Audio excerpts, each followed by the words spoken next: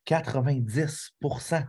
Il ne reste plus rien en tank. Mais savez-vous quoi? Un coup rendu hors de l'effet de la gravité.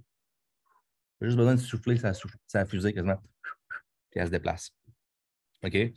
Donc, à un certain moment donné, il faut que vous trouviez votre more. Votre more, c'est votre trust pour être capable de dire, OK, je fonctionne suffisamment longtemps sur le pilote automatique pour être capable d'ajuster ma trajectoire. Pour être capable de passer, encore une fois, à plus haute altitude. Vous voyez les rangs comme vraiment des altitudes. C'est pas, je pars de 0, je m'en vais au rang 8. Si je pars de 0, rang 1, rang 2, rang 3. Puis je vous garantis une chose, si vous grandissez trop vite, puis vous n'êtes pas prêt, vos bases ne sont pas nécessairement stables, savez-vous qu'est-ce qui va se passer? Vous allez avoir des ajustements. Guess what? C'est parfait comme ça. Parce que maintenant, vous savez ce qui est possible. Vous savez ce que vous pouvez faire. Puis surtout, probablement que vous êtes inspiré, puis vous savez que vous en avez pas mal plus en dedans que ce que vous pensez que vous pouvez avoir.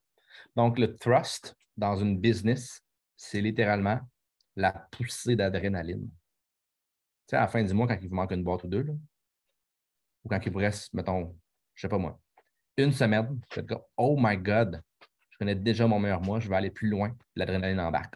Paf! Là, vous faites plus de live. Là, vous faites plus de trucs. Vous visualisez encore mieux. Tout devient clair. C'est cette adrénaline-là qui fait en sorte que c'est littéralement comme si votre cerveau ou vos cellules prenaient de l'expansion. Okay? C'est ça qui se passe. Parce qu'à partir du moment où vous avez dépassé de limite, comme moi, je suis insécure quand je pense au rang 8. Je suis insécure quand je pense au rang 8. Présentement, ben, surtout en fait quand je pense au rang 9. Savez-vous pourquoi? Parce que mes cellules, ma vision, mon mindset ne sont pas encore rendus là. Il faut que je crée mon nouveau plan. Mais pour ça, il faut que je crée la nouvelle piste de décollage pour aller encore plus haute. Savez-vous pourquoi? Parce que je ne l'ai jamais faite. Mais si vous demandez, est-ce que ça va te prendre de l'énergie, Mick, pour amener une business au rang 7? Oui, c'est pas tant que ça.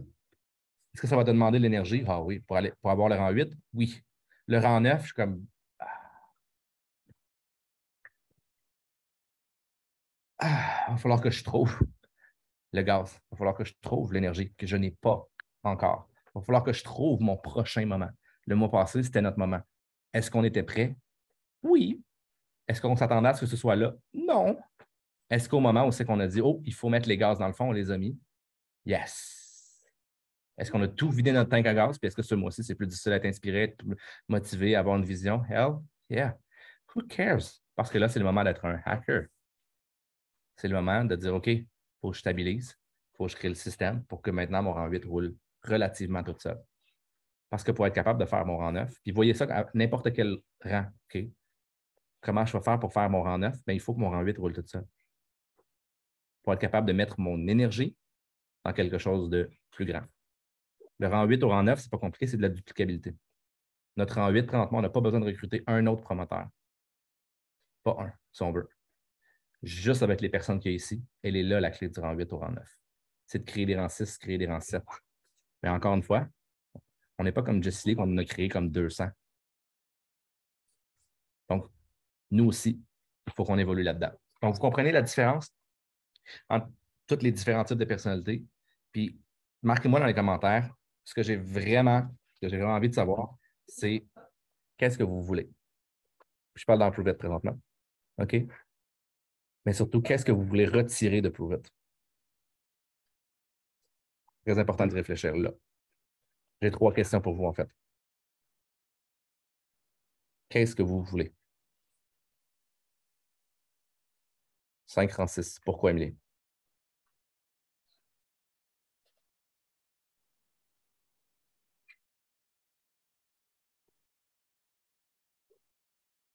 Moi, je veux 30 rang 6.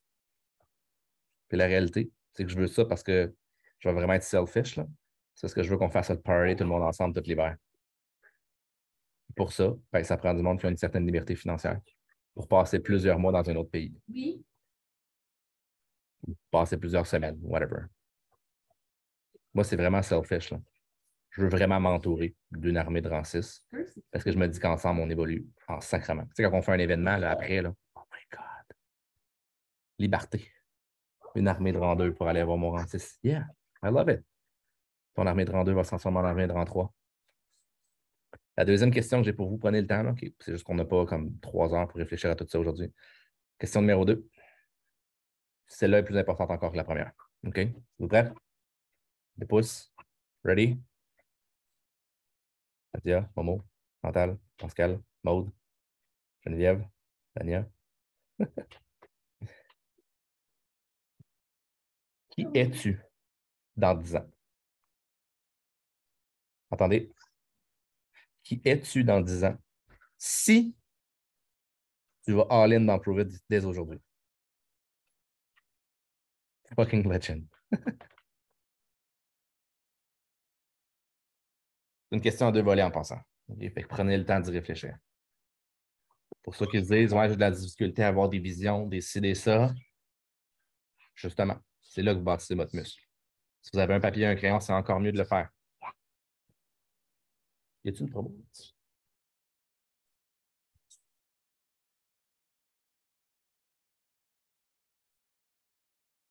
La deuxième partie de la question, c'est qui es-tu dans 10 ans à partir d'aujourd'hui si tu ne te mets pas à être all-in dans Prove It? Fucking bonne celle-là. Je vois vos petits sourires en coin. Vous le faites comme tout. Pas chier, mec. Pas chier. Exactement. La personne que vous êtes aujourd'hui. Puis vous êtes toutes vraiment cool. Là. Vous êtes toutes vraiment nice. Sauf que si vous poursuivez vraiment des objectifs, vous poursuivez votre rêve, je vous garantis une chose, c'est que cette personne-là est encore fucking plus nice. Ma personne dans 10 ans, là, je suis fucking awesome, je le sais, vous n'avez pas besoin de me le dire, arrêtez. Je suis fucking awesome. Mais dans 10 ans, je vais être encore plus awesome. Oh my God. À la même place qu'en ce moment, avec découragement total, une désillusion. J'aime la fin, découragement total.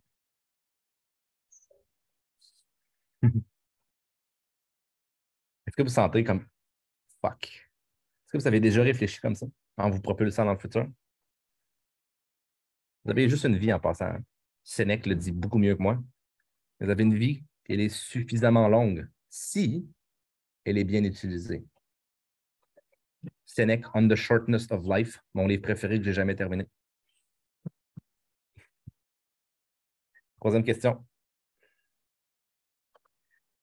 Si vous vous mettez all-in dans Prove It, dans 10 ans, ça c'est juste une question oui ou non.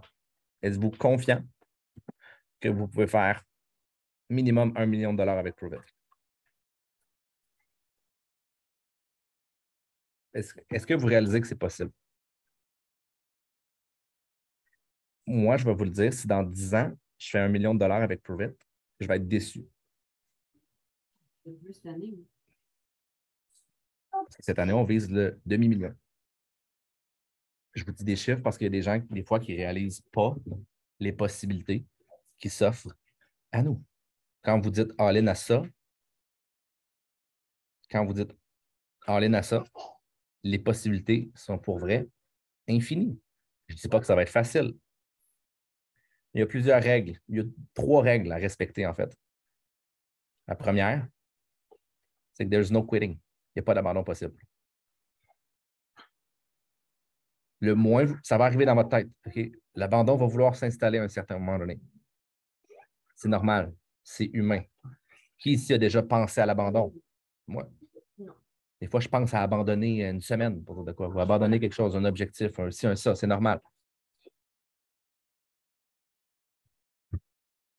Le plus vous passez de temps dans cet état-là,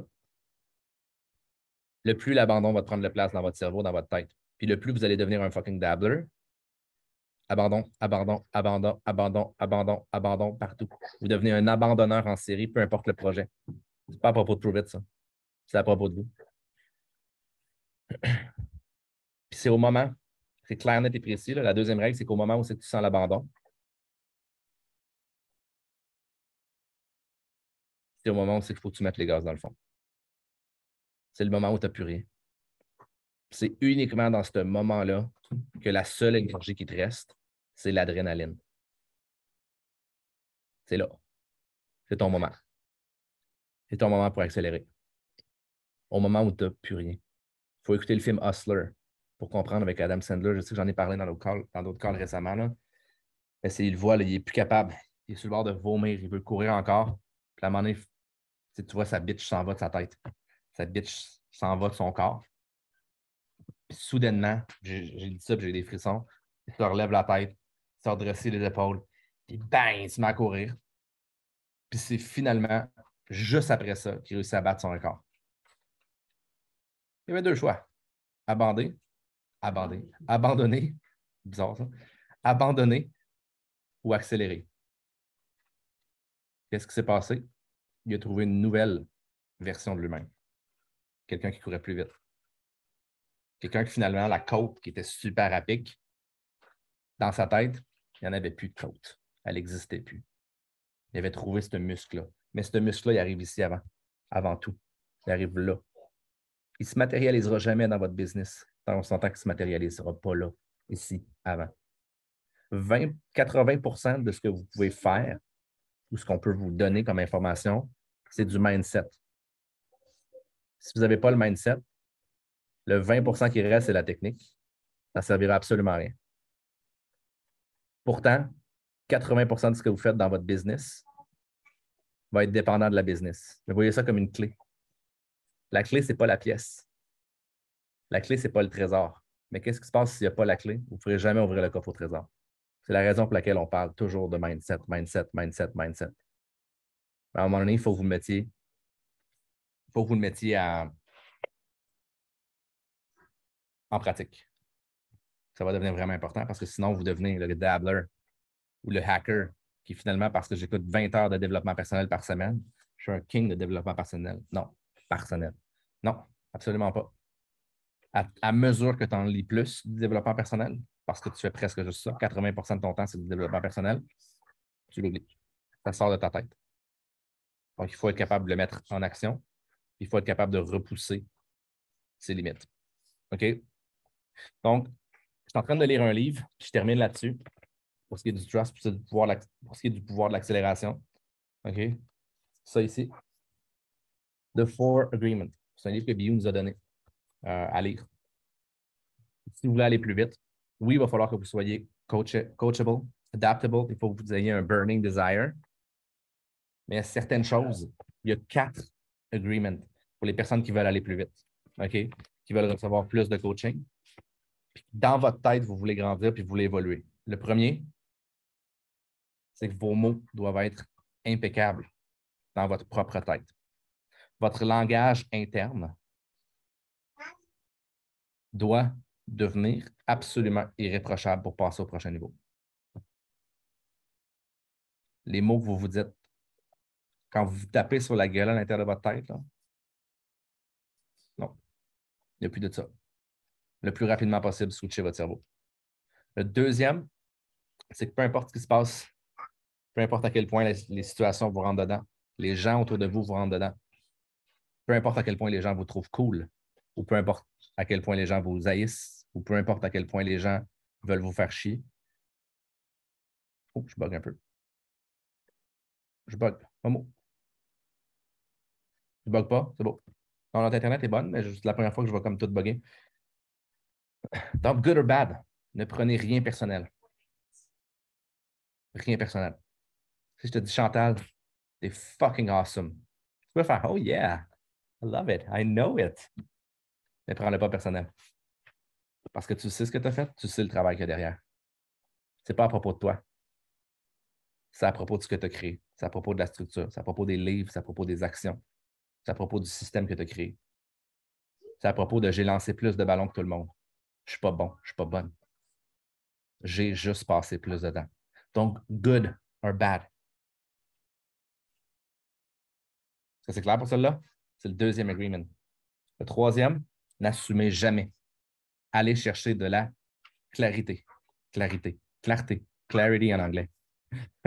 Parce que je prends toutes mes notes en anglais. Tu comprends? Hein? N'assumez jamais.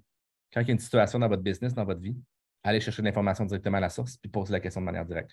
Plus vous allez être direct, OK? Puis plus vous allez être direct vers les autres, plus les autres vont être directs envers vous. Je vous promets une chose, votre vie va être tellement claire Si vous ne prenez rien personnel, ça va tellement être plus rapide de changer la trajectoire de votre business et de changer la trajectoire de votre mindset. Donc, le troisième, n'assumez jamais. Never assume. Quatrième règle, always do your best. Toujours donner votre maximum. Puis à un certain point, quand vous pensez que vous êtes au maximum, une fois de temps en temps, essayez donc de trouver un autre maximum. Je vous garantis, je vous le garantis que c'est dans ces moments-là. Peut-être pas votre business qui va passer du rang 2 au rang 3 ou votre business du rang 4 au rang 5. OK? Vous allez passer à votre prochain niveau. Puis je vous promets une chose, si vous êtes là et votre business est là, il y a un gap, puis c'est toujours la business qui suit l'humain. Petit hint. Si votre business est là puis l'humain est là, votre business va avoir tendance à aller au même endroit. Autant au niveau des connaissances, autant au niveau des skills, autant au niveau du mindset, whatever. OK? Donc, c'est toujours l'humain en premier. Même si vous êtes task-oriented, les rouges et les verts, c'est quand même l'humain en avant. OK? Je vais arrêter l'enregistrement. Non. Émilie, il faut que tu fasses comme le petit recap. Puis mon call to action, c'est vraiment de prendre le temps de répondre à ces 3 fucking questions-là. Puis encore une fois, comme la dernière fois, je pense qu'il y a une personne qui est venue me l'envoyer en privé sur Messenger. Je veux. Yeah. Je veux que vous veniez me les envoyer. OK? Prenez le temps d'y réfléchir. Prenez un 10 minutes, prenez un 15 minutes. C'est des questions qui sont super puissantes, qui vont s'ancrer dans votre tête. Si vous ne le faites pas, je vous le promets que vous n'aurez pas le résultat qui vient avec. Je vous le promets. C'est la seule certitude que je peux vous dire. OK? Moi, j'en fais tous les jours. J'ai rempli un cahier au complet. J'ai le Performance Journal qui me pose des questions puissantes à tous les fucking jours, le matin et le soir avant de me coucher. Tout. Ben, on va dire 5 jours sur 7 parce que je suis un humain comme tout le monde. Puis depuis un bout, je ne m'impose pas la perfection. Donc, Émilie, je vais te laisser faire le truc. Puis à la fin, restez. Quand on va arrêter l'enregistrement, j'ai un petit vidéo à vous faire écouter. Pour certains, vous allez l'avoir vu. Mais pour d'autres, vous allez comprendre ce que ça représente, le thrust, la puissance de donner son maximum. Your absolute best. Yes, j'ai adoré ce call parce que moi, ça me remet toujours en perspective par rapport à moi-même. Puis en fait, je ne reparlerai pas du jongleur amateur, du hacker court-circuiteur ou bien de l'excessif obsédé. Là. Je pense que vous êtes capable de vous reconnaître selon les phases de votre vie, de votre business, certains patterns de votre vie. Fait après coup, peu importe quelle classe que tu es, tu as moyen de changer de classe, okay, si tu prends le choix d'y aller.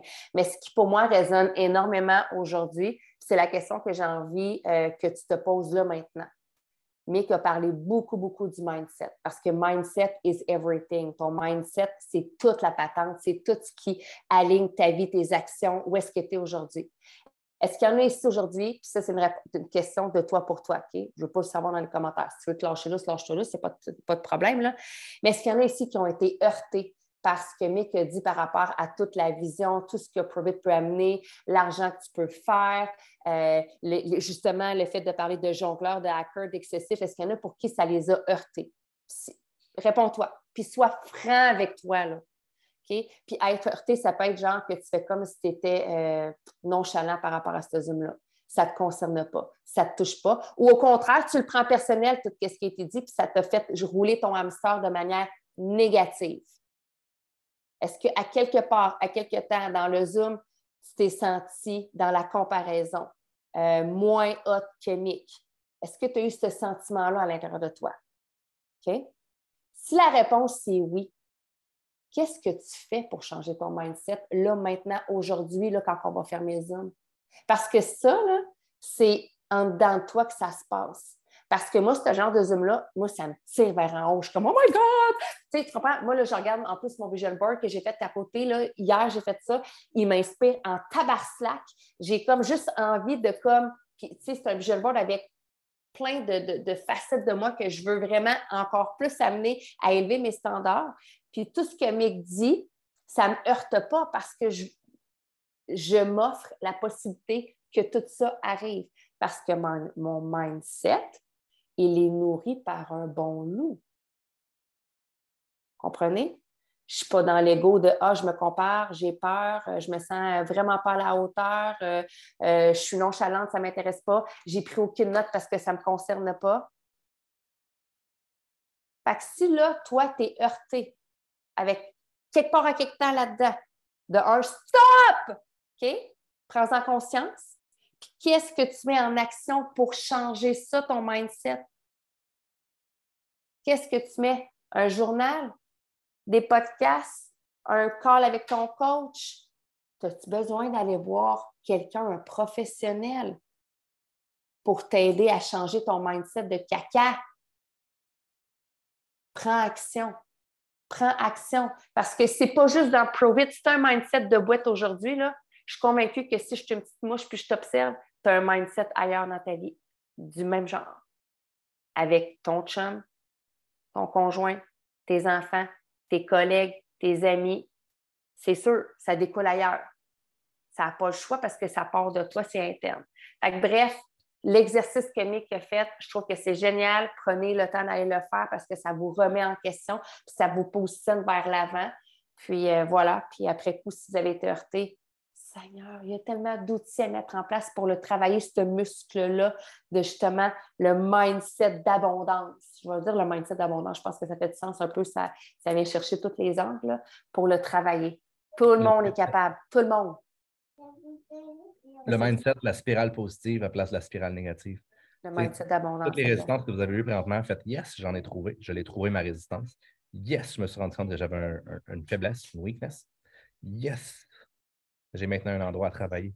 Parce que ce point-là, est-ce que ça vous apporte au prochain niveau ou ça vous apporte soit à la même endroit ou plus bas? Si vous l'amplifiez, là, si vous prenez une loupe, qu'est-ce qui se passe? Il y a plus de marde dans votre vie. Right? Fait qu'il faut être capable de le corriger. Ça se fait lentement là, quand même. Là. Donc, la vidéo que j'ai envie de vous partager, c'est une vidéo. L'enregistrement avant. Non, pas tout de suite, parce que je vais faire le call to action sur la vidéo aussi. Laisse-moi l'arrêter. Je vais l'arrêter juste avant de peser sur mon vidéo.